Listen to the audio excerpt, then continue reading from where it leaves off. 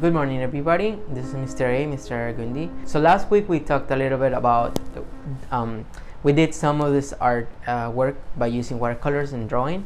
But for this week, I wanted to create something a little bit more interesting, or a little bit more.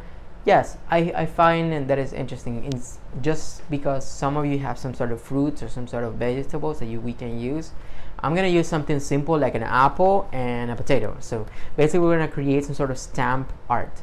What is stamp art? Basically, whenever you have a shape that has some sort of texture or it can absorb like some paint or anything like that, so you can create it. You can add some of the paint onto it, and then you can press it on, and you can create some sort of stamp.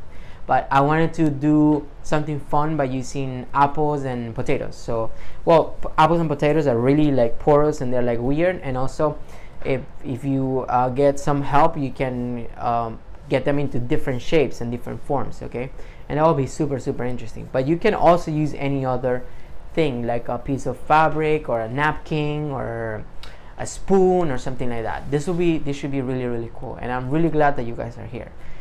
So for this week, whenever you have a chance, if you have time, you just like try to follow along with me with the project, and then post your result on Seesaw or Learning Genie, whichever is the platform that you're using.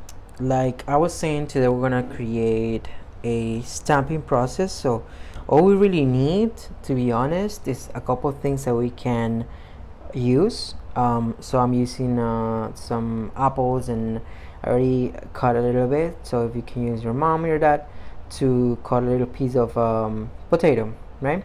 So, but I'm really excited to see what happens with this. Basically, we want to create some sort of patterns by using a stamping technique. Meaning, so what we're using is some of container, like any container, to put some paint on it, some brushes, and some apples or potatoes. And let's see what happens. And we want to create some sort of characters by using a sort of a sponge. Okay, I'm gonna put some green in here. I'm gonna pour some green. You can also add a little bit of water. This should work just fine. Well, I could add some water, but I just wanna have the color to be really strong. So this potato, I'm gonna spread it all around, you see. So now I'm going to stamp it right here. Yeah, okay, let's try one more time. This is gonna be the a more fun approach. I'm gonna try to recreate some sort of centipede. Okay, so I'm using a little bit of yellow, lemon yellow to be precise. I'm using a little bit of orange, just because I want to see what happens with the orange. So I'm going to try to do some sort of centipede. So this should be a little interesting. Okay, but I also love like the lime green, like the super light lime green. So I'm going to mix some yellow onto my green in here. Okay, and I'm going to mix it up to see just how light this green could get. Let's mix it up. So I'm mixing. So that's pretty good. This is pretty light. It's way lighter than we had it before. So this time I'm gonna try to create some sort of happy looking centipede. Okay, by using my potato again, I'm gonna color it a little bit. So I'm going to do it right there. This time I'm gonna print it twice, because I want the shape of a circle, so I can rotate it. You see, you can also rotate it here and do it again. Let me add some more green this time. Maybe you can even add some yellow. Let's add some yellow into there. I'm going to right there. I'm gonna rotate it in here. I'm gonna do it again.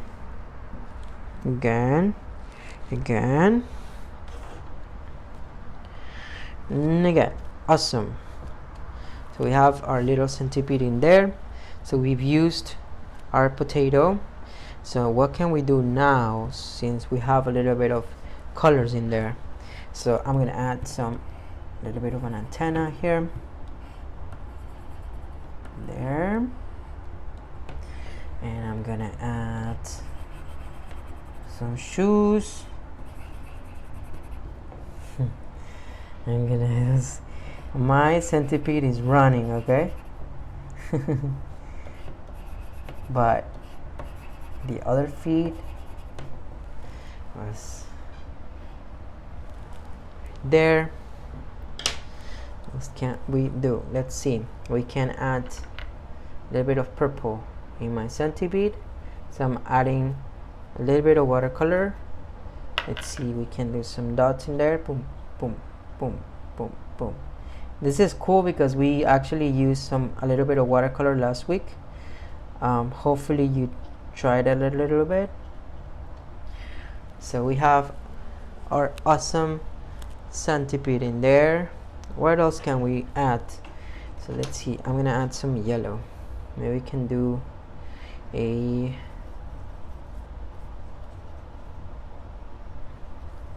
warm little sun, more yellow. I'm gonna add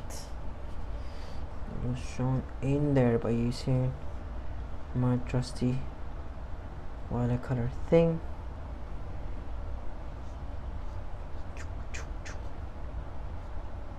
So what was interesting about this is that you can come up with any sort of animal or design by using different shapes. So basically whatever you can come up with, the shapes of an apple, for example, or the potato or anything like that. Well, you could actually try lettuce, for example, and you paint it a little bit and then you press it down and you'll see what happens. Like, you never know. All the shapes that come out of it, they always look really interesting. So hopefully you guys enjoy this video, and don't forget to, well, try it at home if you can and post it on Seesaw or Learning Genie. Okay, thank you so much, guys.